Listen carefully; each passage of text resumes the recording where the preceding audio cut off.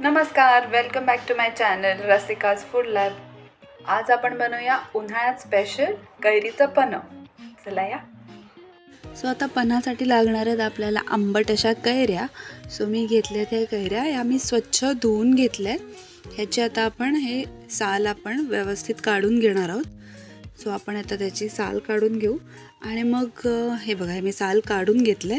आता ह्याच्यात थोडंसं पाणी घालून आणि थोडंसं मीठ घालून कुकरला शिजवून घेऊ. 1-3-4 शिट्ट्यांमध्ये आपल्या कैऱ्या मस्त शिजतील. हा कुकर उघडला आहे आणि हा मस्त आपण शिजलेल्या कैऱ्या आहेत. ते आता थोडं गार व्हायला देऊ. आता हे गार झालं आहे आणि आता आपण ह्याचं काय करणार आहे, ह्याचा पल्प आपण व्यवस्थित काढून घेणार आहोत. पल्प आपण काढून घेऊन मिक्सरमध्ये घालू आणि मग त्यात आपण अजून काहीतरी ॲड करणार आहे, जे आहे साखर. चवीनुसार हे बघा मस्त पल्प आपला ॲड झाला आहे.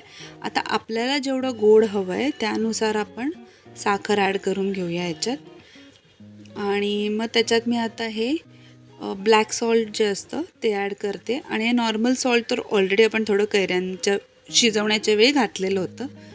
हे बघा मस्त आपला हा पल्प असा रेडी आहे. किती मस्त दिसतोय बघा, एकदम आंबट गोड मस्तपैकी रेडी आहे बघा. क्रीमी पण मस्त झाला आहे. आपलं पन्हाचा पल्प हा रेडी झाला आहे. चला मग आपण पन्हा बनवून घेऊया. आपल्याला हवा आहे तेवढा पल्प आपण एक ग्लासमध्ये पोर करू आणि मी ह्यात गार पाणीच वापरते, तुम्ही बर्फही घालू शकता. आता आपण ह्याच्यात पाणी घालणार आहोत आणि मिक्स करून घेऊ. आणि मग डेकोरेशनसाठी आपण त्याच्यात एक पुदिन्याचं पान आणि केसर हे घालून मस्तपैकी गार गार एन्जॉय करणार आहोत. उष्णता खूप आहे, लिक्विड हे गेलंच पाहिजे. तुम्ही ही रेसिपी नक्की ट्राय करून बघा आणि कशी वाटली ती मला सांगा. बघा केसर ॲड करूया आणि मिंट लीव्स आणि आपला पन्ह रेडी. तुम्ही रेसिपी नक्की ट्राय करा आणि मला सांगा कशी वाटली ही रेसिपी.